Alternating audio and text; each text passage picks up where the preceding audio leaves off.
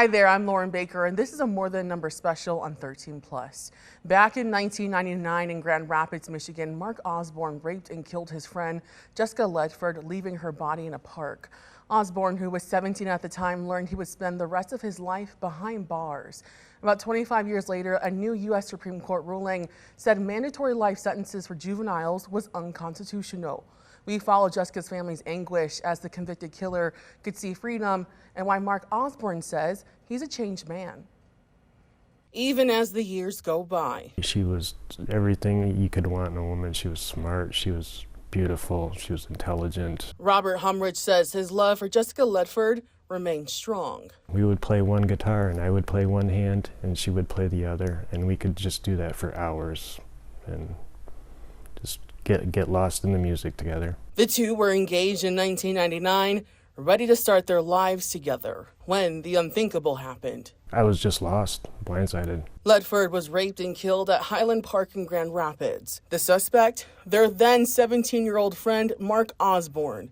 She cared so much about him, and I was shocked, and I didn't want to believe it. But then, you know, when you looked at the evidence, you couldn't deny it. He was found guilty in 2000 and was sentenced to life in prison without parole. Ledford's family and friends thought their nightmare was over. But after the U.S. Supreme Court ruled life sentences without parole was unconstitutional for juveniles, he's now set to get a new sentencing, meaning he could be released from prison soon. That's the part that upsets me the most, is that, you know, 25 years ago, we were sold this false sense of closure and security by the courts. They said, you know, he'll never see the light of day. You don't have to worry about that. And now Ledford's family and friends are fighting to keep Osborn in prison because they say it's not only unfair to Jessica, but they're also afraid Osborn will do the same thing to someone else. He deserves forgiveness. Does he deserve his freedom? As I said before, until Jessica can be made whole, making Osborn whole is not a topic that should be considered. And after this interview with Jessica's fiance, a judge announced her killer would be resentenced. I attended that court hearing where we heard from the prosecution, defense, the family of Jessica Ledford, and Osborn himself. Take a listen to all these testimonies and the moment the judge decided Osborn's new fate.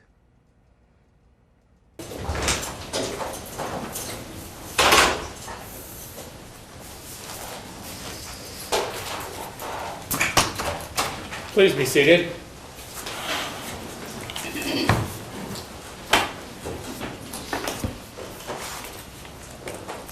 Good morning, Your Honor. Claire Ward, State Appellate Defender Office, on behalf of Mr. Osborn.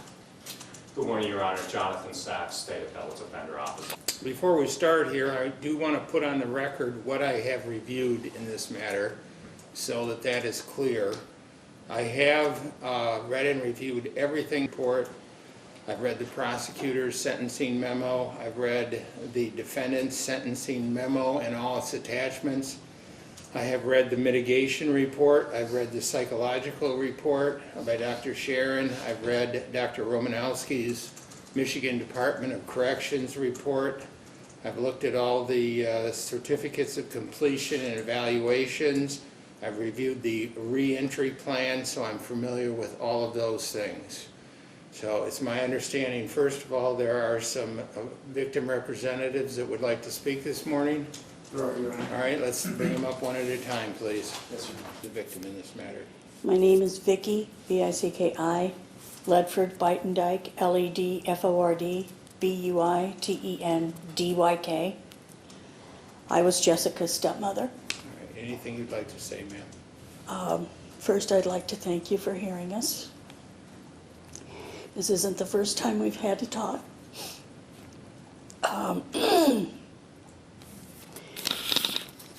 But no matter how many times we come back, it doesn't get any easier. 25 years have now passed since Jessica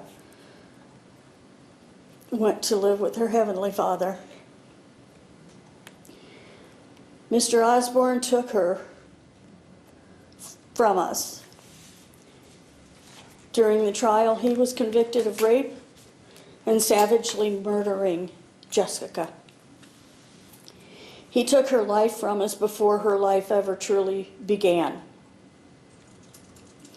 It was just a few short days before her high school graduation. She never had a chance to go to college, to have a career, to get married, have children. She lost her life at the beginning. At least we knew who committed this act. We not only lived through losing her and her funeral, we lived through the original trial and so many awful testimonies that we had to listen to from the police, the detectives, and I believe the worst was from the coroner as to what he did to her. We had to listen to people on the defense try and excuse his actions. We were sitting there when he came sauntering into the courtyard, or into the courtroom, and I'll never forget him flipping off a high thumbs up to the people in the gallery that were his friends that were there. He acted like it was all a big joke. But we, her family, actually at the time felt that justice had been served when he was found guilty and sentenced to life in prison. He took our beautiful girl from us forever, but at least he would spend his life in prison. But as it turns out, that's not the case anymore. This time, we've had to come back to court. This is the third time we've had to come back to court. The third time we've had to go through the pain and suffering of losing her all over again. I realize that the law has changed, and for some reason they decided that it should be retroactive. Once again, this person has the chance to get out of prison. He has a chance to live the life that he never allowed her to live. Only this time it's not a question of if he will be released, but when. I just don't understand. I will never understand how anyone could think that they paid for their crimes as long in the short time that he's been in prison. The crime he committed was so heinous and calculated and so cold-blooded. What he did to her wasn't bad enough. He threw her away like trash. And he gets a chance to live a life. Please, I'm asking you, give him the maximum number of years possible. Don't give him the minimum. I'm sorry, but he just doesn't deserve it. Yes, I have forgiven him. But as I told him the last time we were in court, forgiveness does not mean that he doesn't have to serve the penalty of his crime. He has to take responsibility for his actions, and that means the entire responsibility. Please, Your Honor, think of those of us that have had to live without Jessica, and those of us that will have to continue living our lives without her. Now we're going to have to worry about running into him on the street, at the grocery store. And in all honesty, each and every one of us in her family are worried that this will happen again. Thank you for listening. Ma'am, I'm very sorry for your loss, and I'm sorry that you've had to go through this again. Thank you.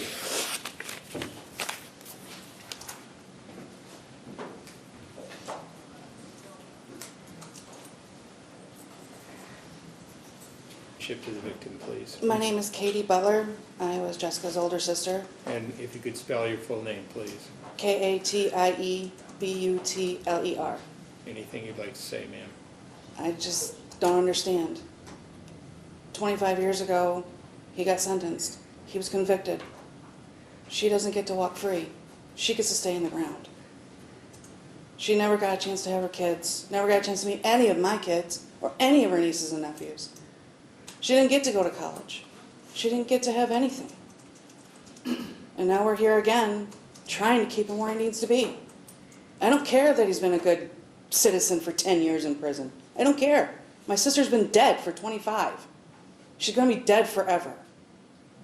He should be in jail forever. I'm sorry for your loss, ma'am, and I'm sorry you have to be here again. Thank you.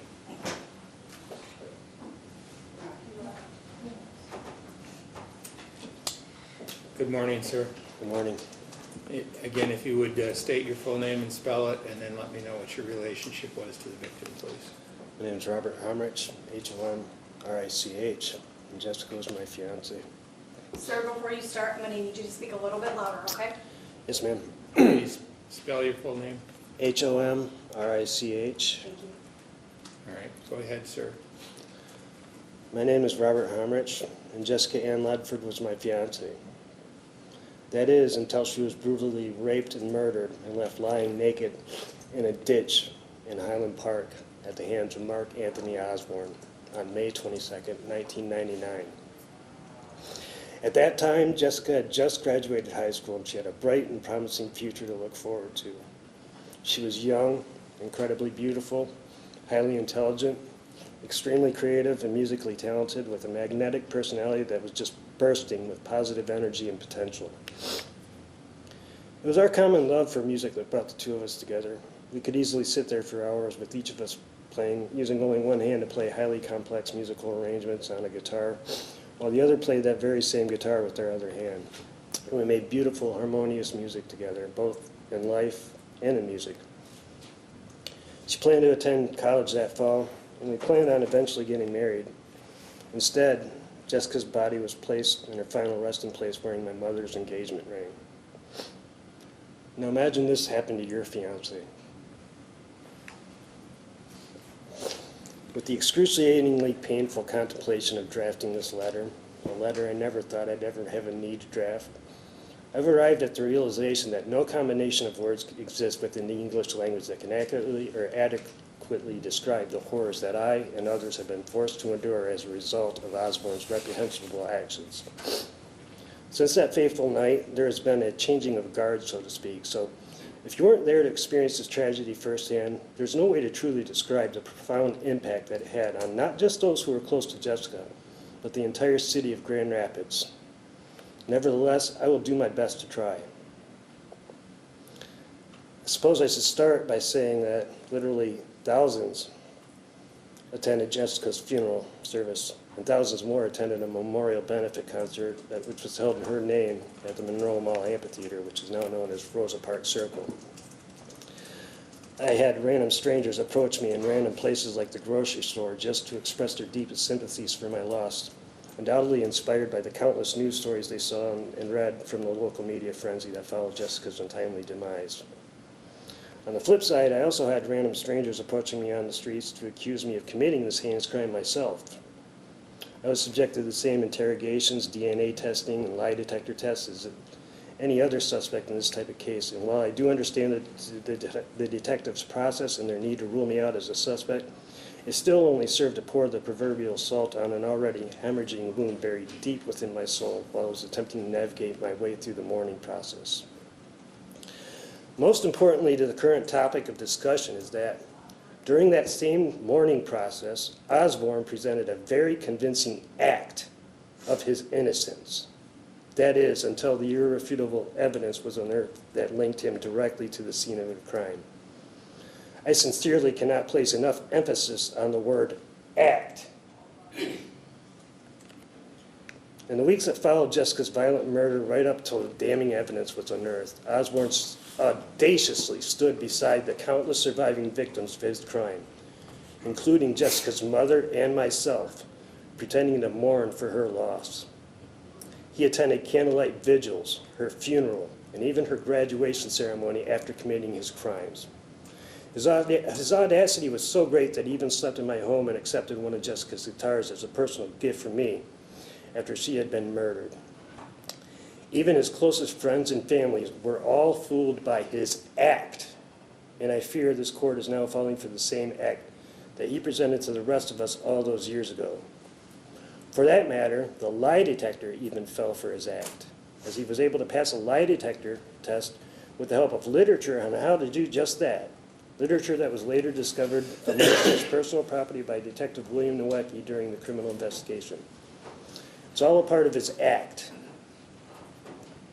I simply cannot believe that a person of this type of mindset is capable of rehabilitation. I looked into his eyes when I personally addressed Osborn during his sentencing, and I saw no signs of empathy or remorse. However, what I did see in his eyes was truly unsettling. His irises had turned completely black. If that's not the evidence of the personification of pure evil, I simply do not know what is.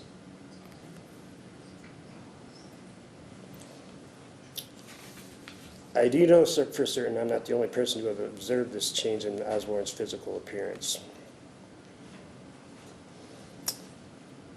Nearly a quarter of a century ago, this court sold us all a false sense of closure, assurance, and security to the surviving victims of Osborn's crimes, with a sentence imposing life in prison without the possibility of parole. A lot of good people took great solace in that decision. I even wrote a song about it. Unfortunately, since then, the higher-up courts have decided to either change their minds or lose their mind, and to be honest, I'm not really certain which one it is, but in any event, the Supreme Court has suddenly decided that it was cruel and unusual punishment to have sentenced a convicted rapist and murderer to life without parole because said rapist and murderer was a minor when he committed rape and murder. Whereas, if said rapist and murderer had only committed those exact same crimes just a couple of months later, then it would not have been cruel and unusual punishment to sentence the same said rapist and murderer to life without parole. Is that not a correct assessment of the logic that this court is presenting me with? If so, then I'm afraid the court has not only changed its mind, but it's lost it. Such a conclusion is only... I'll just skip that part. I just want to say make it make sense. Until Jessica can be made whole, making Osborn whole should not even be a topic for consideration. I fear this decision will age very poorly. Thank you, Your Honor. Sir, I'm sorry for your loss.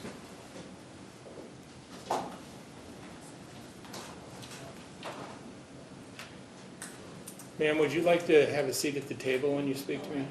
Okay. Kristi Medina, Medina. I am Jessica's mother. She was my only daughter, my only flesh and blood. This is what I have left of her. It is her hair that they gave me at the funeral home. Excuse me. I don't have any written words. I can only speak from my heart. Sorry. I have these dreams where I see her body with his fingernails in the skin, just pull the skin out. And I retired to Mexico, and in Mexico there is a museum. The place does not have enough room for the cemeteries, so if you don't pay for the rental of your plot after 5 years, they dig the body up. The ground is silica, it dries, it mummifies the body. They put these bodies on display. The first time I went there, I thought I was going to vomit. They had a girl that was killed in 1999. Her body was perfectly preserved, and I think of Jessica with the claw marks, which you would be able to see. There were 2 murder victims. One had an axe in his head. I don't know why they left it. And the other one had a bullet hole in his head, but you could see all the facial expressions, everything. And this is what I dream of all the time. the flesh, what he did to her. And what I said is, this is what I have left besides the blood on the grass, which I didn't want to take here. And it's like, I really believe that this law should be repealed because it's letting people out that he made a conscious decision, even though he was, a month and a half before being 18. Even the detective just said he was more mature than most people his age. And I thought that was done with, and then he was be put away, and now I have to constantly live this day after day after day. Every holiday, all the memories come up. Any little thing, her music, everything.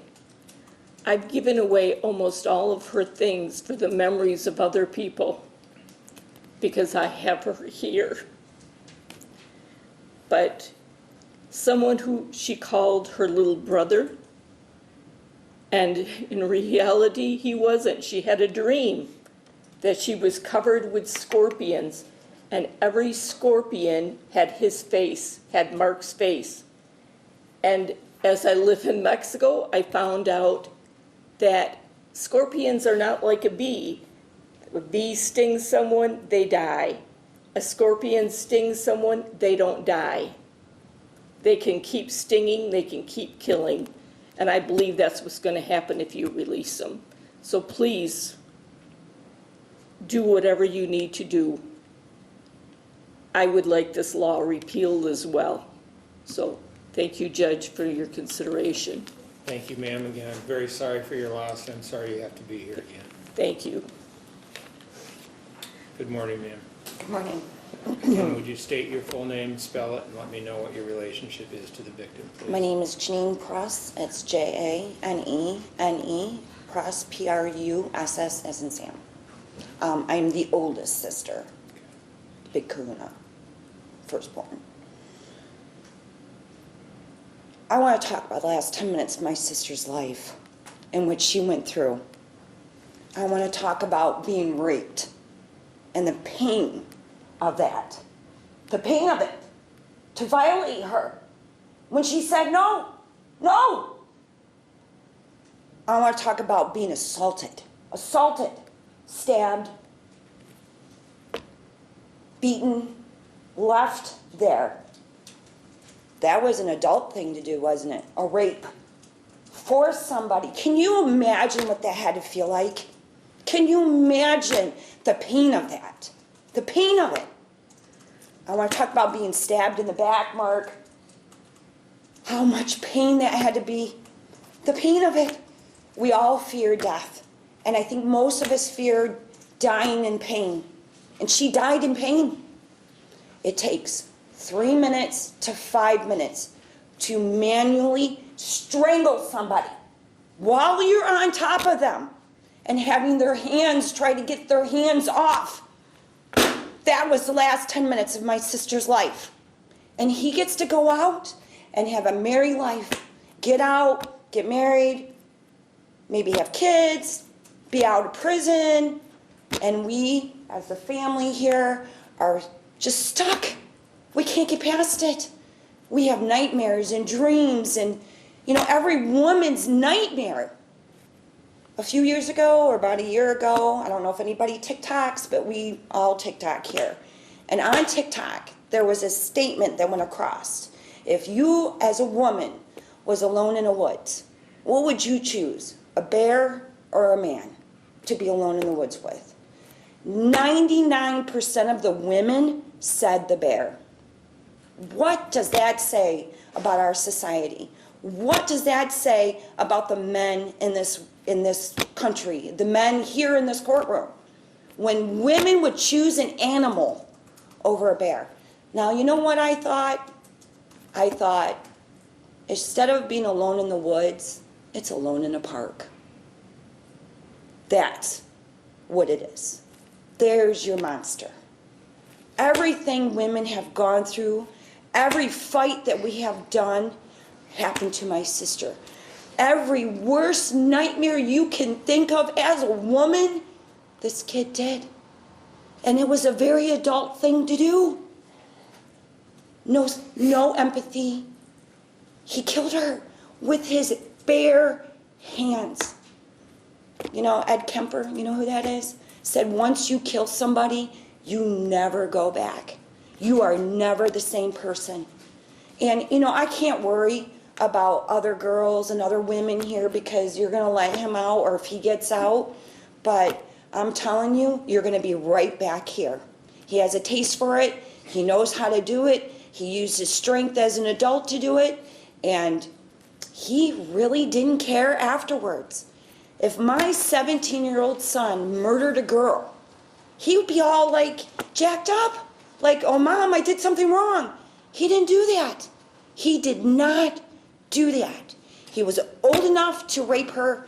He was old enough to lay on top of her and use his hands, your own hands, to strangle her. And you left her there. She was your friend. How could you do that? Our family misses her. There's no question. There's been 3 women and a man speak in front of you and say to you, we're devastated. We're devastated. We cannot move on. We need to move on because every day the sun comes up and you have no choice but to get out of bed. And you have mortgages and bills and kids and everything else that life brings us. But yet there's always something missing. Always something missing. And for me, I cannot get past the last 10 minutes of my sister's life. I can't get past it. He doesn't deserve to walk the street. He did an adult thing. He was not a child to rape. He was not a child that strangled a young girl. Jessica deserves more than that. Every woman deserves more than that. We deserve to be protected. And when they are caught, we still deserve to be protected. He needs 40 years. He needs never to get out, ever. Until he's all shriveled up and half dead, is my opinion. But you have to do what you need to do. You have to make that choice that represents the law, and I understand that. But I don't want you to forget the last 10 minutes of my sister's life. The last 10 minutes where he took his hands and he held them on her neck and squeezed for like 3 minutes until she couldn't respond anymore, until she could not breathe, until her life was taken. I'm sorry, I don't forgive. And I do not care that he was a good boy. I don't, because maybe prison agreed with him.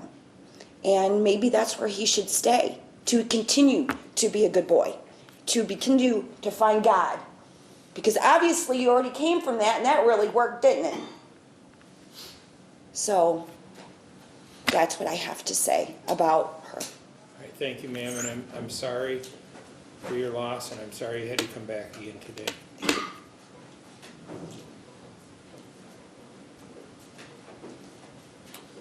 Mr. Early, are there any other events? I have received numerous letters, and there are certain parts that I want to point out for the appellate courts so that they understand what these people, the victims, are put through when they come back for one of these resentencings. And I'll just pick out certain sentences, but for example, it says, I don't understand why her killer's rights and life are more important than the life he took.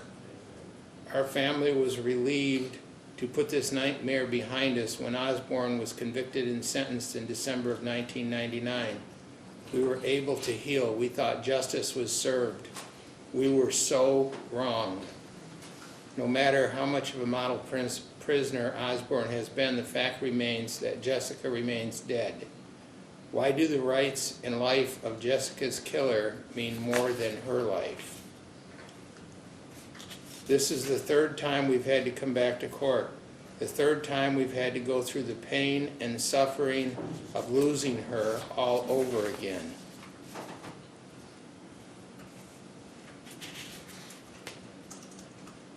Painful memories are dredged up all over. One of the witnesses at the trial is in fear for her life should Osborn be granted parole.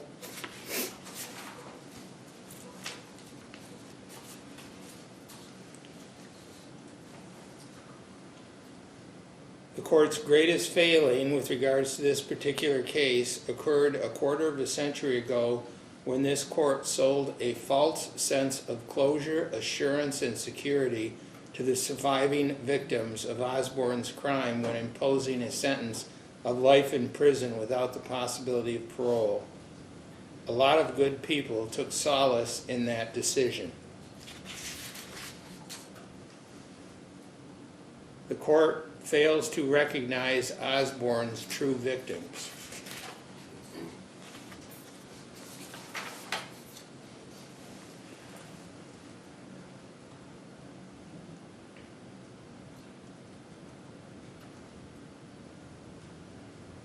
I cannot tell you the shock and horror I experienced when I was called from the office of the victims. Tears pour out my eyes now as I write this, and I am instantly brought back to this pain. PTSD is real, trauma is real. I am still affected today as I found this out. You should be absolutely terrified of this man getting out of prison. The public should be terrified. I know I am. I'm scared for my life and the life of my children. This is not fair and just. It is just unjust and wrong. And this was from Jessica's mother. At times, I feel like I'm in a never-ending funeral where my daughter is at the funeral home to be viewed. She is buried and then dug up again, and it starts all over with the next resentencing. The circle must stop. Now, I am putting these on the record because I think the appellate courts, and many of those judges were never trial judges, I don't think they realize the impact that these resentencings have on the victims. And I also want to state for the record that even though I'm recognizing these, I am not letting these affect my sentence in this matter in any way. But I think the courts need to realize that this type of resentencing makes all these people relive the very worst day of their life again. With that, let's proceed. First of all, counsel, anything you wish to say? I do, Your Honor. I think it would be unprofessional of me not to address a couple of things here. First of all, my thanks to the family of Jessica Ledford. My thanks are not enough. I cannot imagine that phone call the court just referenced, excuse me, receiving that as a father of a daughter or any other child for that matter. Being told that they would have to come back for a third resentencing after, as the court referred to another letter, after feeling 25 years ago that the matter was closed and that justice was served. And so their graciousness towards myself, my boss, Mr. Becker, couldn't be more appreciated by me because they certainly don't owe it to me or our office or the court. The other thing I wanted to say is regarding these higher courts and the reasoning for this court to put those statements on the record is many of these cases won't have all of these letters and all of these folks here. The record should reflect that there's approximately 20 people on Jessica's side of the courtroom today, including friends, family that have traveled from Mexico. The retired Grand Rapids police detective who originally investigated this case is here. Many of these cases won't have that sort of support, won't have that outpouring, and frankly, the courts have made it impossible for the people to establish its burden that it's now created.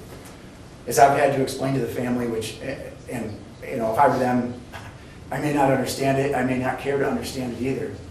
But as Mr. Becker and I have had explained to them, what we did in 2018 at the first resentencing is essentially all that we could have done today had we continued fighting for a life without parole sentence. And we realized that today the standard is different and we simply wouldn't be able to meet our burden as it was in 2018. And it makes sense maybe to some of us that practice the criminal law, but it certainly shouldn't have to make sense to all those people seated behind me. But that is the reason that we agreed to a sentence of a term of years, rather than putting testimony on, reliving for even longer period of time the suffering that these folks have gone through. The other point I wanted to make, Your Honor, is that we are here because of a conviction for first-degree premeditated murder and felony murder. Not some second-degree murder, not a manslaughter. And the reason I'm making that point is because not only in the update to the PSI, but again in his sentencing memorandum, and I'm going to quote from his sentencing memorandum, Mark has maintained for 25 years that he had no plan to kill Jessica, that they had consensual sex and then argued about it, and the killing occurred afterwards. That, Your Honor, is a description of a manslaughter. That is a crime of passion description that 25 years later this man has not taken responsibility for. The defense properly quotes some recent case law, including People v. Snow. The number one factor that People v. Snow indicates that should be considered is the reformation of the offender. Second is protection of society. Third is disciplining the wrongdoer. And four is deterrence of others from committing life offenses. Well, when it comes to reformation of the offender, I guess I'd like to point out that the experts who submitted reports on behalf of Mr. Osborn, Dr. Sharon Kelly, for instance, says, quote, overall, Mr. Osborn has matured and demonstrated the capacity for rehabilitation. In many respects, the vulnerabilities that contributed to his offense, i.e. developmental immaturity, are simply no longer present. And when you reconcile that factor from Snow, as well as the doctor's opinion about Mr. Osborn, with his own statement to the PSI investigator and then again in his memorandum, the rest of that quote about maintained for 25 years that he had no plan, in other words, did not premeditate, did not commit a felony murder, he's in complete denial of what he was convicted of, Your Honor. And that flies in the face of rehabilitation. When it comes to the youth of the offender or the capacity to understand the mature decision that he's going to make or those consequences, it's contradicted by his own statement. Quote, Mark killed her during the argument and staged the scene to look like a rape and robbery. That, Your Honor, does not describe someone's immaturity. Mr. Homrick told you a few moments ago, and he's not wrong, that for a while he was a suspect and needed to be ruled out as a suspect. I can't imagine what that situation was like for him, because people simply wouldn't have wanted to believe that Mr. Osborn committed this crime or was capable of doing so. Those decisions, again, as Ms. Pruss pointed out, those are adult decisions. Those are not childlike decisions, immature decisions, heat of passion decisions. Those are decisions made by someone making an adult decision, just a few months short of his 18th birthday. I've had numerous, as the court can imagine, numerous questions, phone calls from Jessica's friends, family members, law enforcement, members of the media, since this case was remanded, asking questions that unfortunately I just can't answer. The hows, the whys, is this the last time? How many years might Mr. Osborn now get? And to not have answers for those folks, it's been really frustrating. What I would suggest, at least to the media, and there are several members of the media, Ask those courts and those judges making the decisions about the hows and the whys. Put some pressure on those folks to come in here and explain to all of these people over here as to why they have decided through case law that this is now the standard. That these folks have to relive a sentencing, what, every 2 years, every 5 years, every time that they decide to make a decision. Those folks are the ones that need to be questioned. They should be providing answers to these people.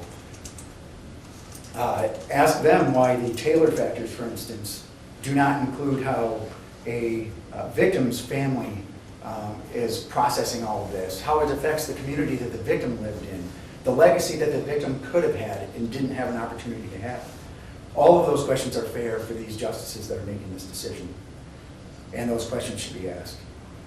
Your Honor, I'm going to end with this. I know that the court has had a number of cases here in Kent County to make these types of decisions on, whether it's a life offense, whether it's a term of years offense, and then how many years should a defendant getting a term of years get. And I would say it this way.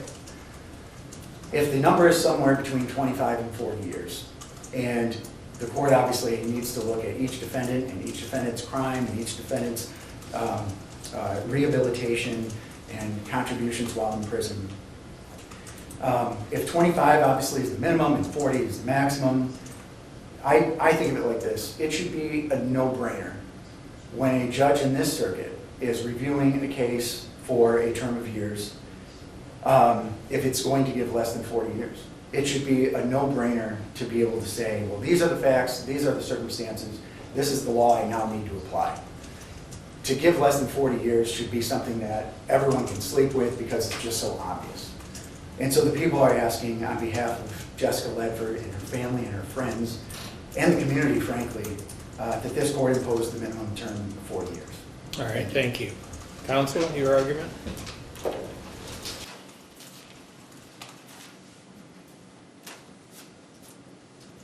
Thank you, Judge. Judge, we're here because the law has changed. The United States Supreme Court and then the Michigan Supreme Court have enunciated that children are different, and they're not only different because they commit crimes differently, they're also different because of their capacity for rehabilitation. That capacity for rehabilitation, which has been recognized by the courts, comes from the brain science. I know that Your Honor is quite familiar with that brain science. That capacity for rehabilitation is on display in Marc Osborn. It is not every case that comes before this court where someone has so thoroughly turned their life around. It is not every case that comes before this court where someone has such a sterling record while incarcerated. Your Honor noted at the last resentencing in 2018 that Mr. Osborn had one of the best records you'd ever seen of someone whose record you reviewed. That record is only better now that we're 5 or 6 years on. Marc has had only 6 misconducts and 25 years in prison. You have the record, you have the report from Dr. Romanowski, a former warden with 40 years of experience in the Michigan Department of Corrections, explaining to you how spectacular that actually is. But in addition to staying out of trouble, Marc has done everything that he can to seek and then complete meaningful educational and vocational goals. He's completed his associate's degree. He completed his GED almost as soon as he came to prison. He's gone further than that. He's done optional programming, alternatives to violence. He became a facilitator in the Alternatives to Violence program. He's been working. You have the exceptional evaluation of Marc's most recent job in the garment factory within the Michigan Department of Corrections. And that's indicative of the work that he's done over the last 25 years. And Marc has found meaning, pro-social meaning, in working with dogs and training them to assist people who are blind to navigate the world. Marc is reconciled with his mother, who he had quite a difficult and tumultuous relationship with as a child and teen. They speak every other day on the phone. His mother's here in the courtroom with her husband. Marc's other friends and family are also present today to show that he is a person who they love and care about. He's not a demon. He's not, with all due respect to the victim's family, someone who is so far gone that he can't be saved. Marc has done that hard work over the last 25 years. He didn't have to do it. Dr. Kelly and Dr. Romanowski both wrote in their reports how none of this would be meaningful if Marc hadn't made the choice to turn his life around. Simply staying out of trouble is not enough. He's done these things, these hard things, because he wanted to.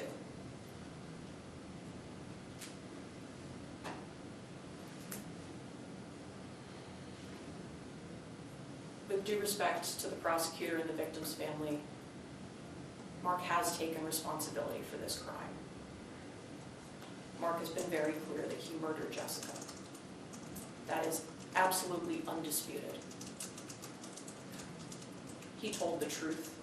He told his truth. He can't make up memories that he doesn't have. And Dr. Kelly wrote in her report, after psychologically evaluating Marc, that she believes, based on the brain science, Marc's history of childhood trauma, his intoxication at the time of the offense, that his statements about what he remembers and doesn't remember of the offense are truthful, and that he is not attempting to deny or evade responsibility. He's not feigning memory loss. His remorse is genuine.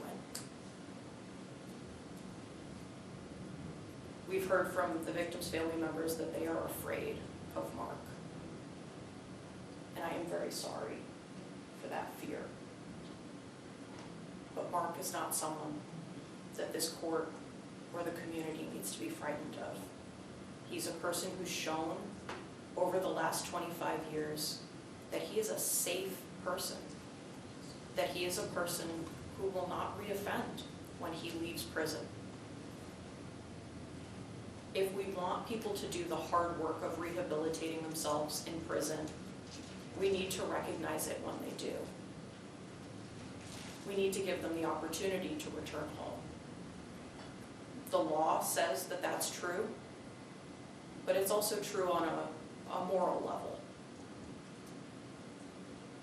Society is not served by incarcerating a rehabilitated person. The only reason to give Marc the maximum term of years available is to punish him.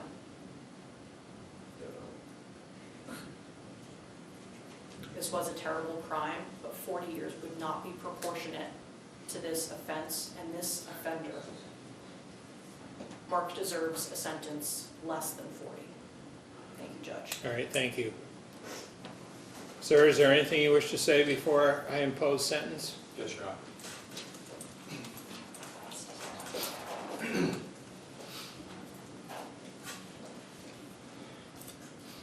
I'd like to start by saying how truly sorry I am for the pain and the sorrow, the loss that I caused when I killed Jessica Ledford. In killing her, I took somebody from this world that can never be replaced. From Miss Medina and Miss Ledford, I took a daughter. She was a sister, a cousin, an aunt, a niece, to an entire family that I can't even begin to name. She was a friend of our entire community. She was the future to Rob. In her place, I let hurt, fear, anger, loss, and regret. There aren't enough words to describe how truly sorry I am for the pain that I've caused to all the people involved. I'm not here today to offer an excuse. My actions that night were inexcusable, but I would like to explain. The child I was when I committed these horrible crimes is not the man that I am today. I didn't understand back then the value of a life because honestly I didn't believe that mine had much value. I felt like a commodity. First, my father used me as a means to get things from my mother, my guardian to get them from a grandson. I always felt like I was just one step away from being cast aside, and I lived every day of my life in fear and anxiety. I believe that it was this fear that led me to kill Jessica that night. Fear of losing my friend led me to act violently. Fear of getting caught that led me to humiliate her by staging the crime scene. And fear of facing my community that let me wait so long to admit my guilt. I remember very little of what happened that night, but I do remember fear, and I remember shame. That fear shaped every decision I made up until that point, and my shame has shaped every decision I've made since. It was shame that forced me to look at the cowering shadow of a person I'd become. I was disgusted by the person I seen. It was that same shame that forced me to make a change. Jessica was the kindest, most selfless person I ever met, and I couldn't even bear to say her name to apologize. I felt broken, and I desperately wanted to put the pieces back together. In the beginning, I couldn't have done that alone. The biggest help in the early days was my mother. She gave me strength every day when I needed it. She's continued to stand by me and be my rock every day since. My little sister has come into my life. She keeps me looking to the future, thrills me with the possibilities that are out there. I've made a lot of friends since I've been inside. I've had a lot of mentors over the years that have helped me put my life together and become someone better. I've had the opportunity to take a lot of programs to learn and build and become somebody. The ones that shaped me the most have been Kelvin University, taught me that it's still so much higher I can reach if given the opportunity, and what it means to really walk the walk. My work with leader dogs taught me about responsibility. It's taught me the joy that comes with being of service. And the Alternatives to Violence Project has given me the tools that I need to make sure that violence is never my first response again. With the tools that I've given and the community that I've managed to build, I am ready to go back and contribute to society. I plan to continue my work with leader dogs and AVP for as long as I'm able, and I hope to someday go back to school. I want everyone to know I'm not a perfect man, and I don't claim to be, but I promise you that I will strive every day to be a better one than I was the day before. I left my community with fear and sorrow. I thank you for giving me the possibility to return to it with hope. Thank you. We're here today because of the United States Supreme Court decision in Miller versus Alabama, which occurred in 2012, where they determined that mandatory life without parole is cruel and unusual punishment and in violation of the 8th Amendment of the United States Constitution.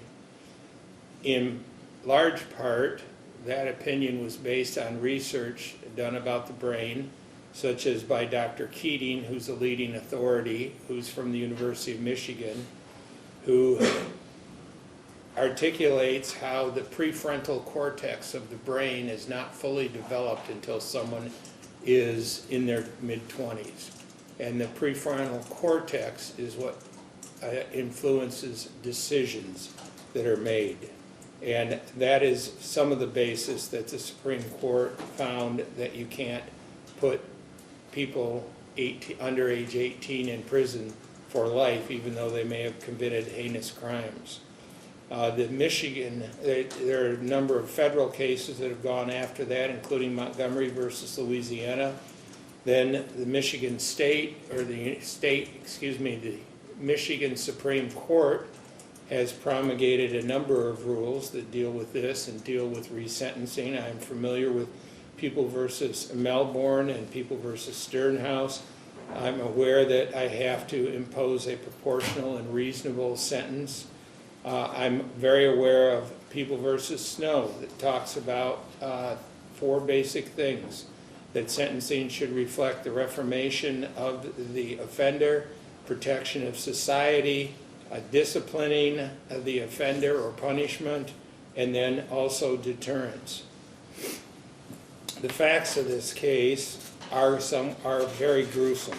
There's no question about that. This occurred in May of 21st of 1999. Jessica was a young 18-year-old girl who had just graduated from high school. The defendant and her evidently were friends. They went to Highland Park.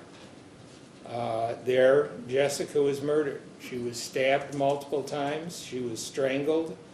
Dr. Cole, I believe, testified at trial that at least 3 minutes of strangulation would cause that asphyxiation.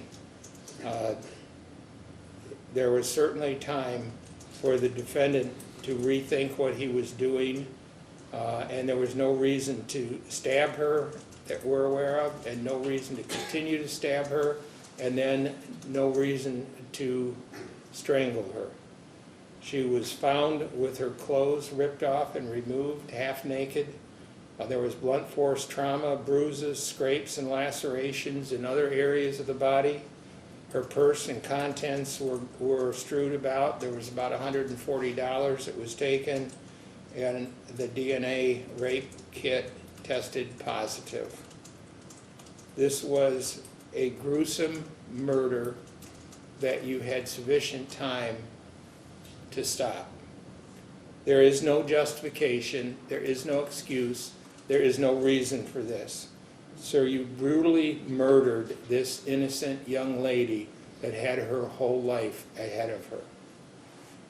Under Miller, there are a number of factors I need to look at, and I want to briefly touch on those. Even if I haven't mentioned them, I'm aware of them. I have held numerous of these over my career, unfortunately. One of the things deals with the chronological age under the Miller factor. Here the defendant was 50 days from being age 18. They talk about the defendant's immaturity, and there's no question that he was immature. I've read the report, the psychological report, as well as the mitigation report. I have no reason to argue with that. The defendant's failure to appreciate risk, I don't think he had the ability to do that. Defendant's failure to appreciate the consequences, again, I've reviewed the mitigation report as well as the psychological report. The defendant's family environment was terrible. He was bounced around, had basically no mother, no father, no guidance whatsoever. His home environment was absolutely terrible. He could not remove himself from the environment that was harmful, abusive, and dysfunctional. There's no question about that.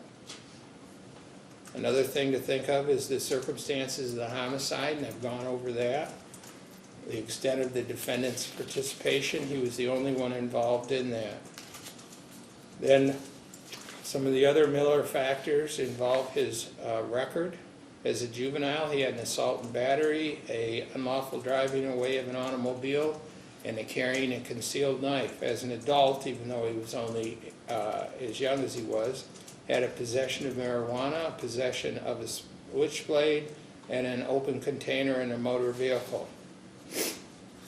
Then we have to look at the possibility of rehabilitation, and I've read the psychological report, and I have read the report from Dr. Romanowski, who has been with the prison system as a warden for, I believe, 47 years, 48 years. He's testified several times in my courtroom. He said that there's no question that his record is outstanding. He has very few tickets, and he has obviously done what he could to try and prove himself. This is a balancing case situation where I must balance the different factors here in determining my sentence. Under law, I have to impose a minimum and a maximum sentence. Under the statutes of the state of Michigan now, I have to impose a minimum sentence somewhere between 25 years and 40 years, and the maximum sentence that I can impose is 60 years. I have reviewed everything. I'm familiar with all the facts and circumstances. I have weighed and evaluated these things. I believe what I'm imposing is proportional and reasonable under Melbourne, Lockridge, and Snow, because we need to look at not only the reformation of the offender, we need to look at protection of society, the disciplining of the offender, and deterrence. Accordingly, it is the sentence of this course, sir, that you be committed to the Michigan Department of Corrections to serve a minimum of 40 years to a maximum of 60 years. I am giving you credit for 9,260 days.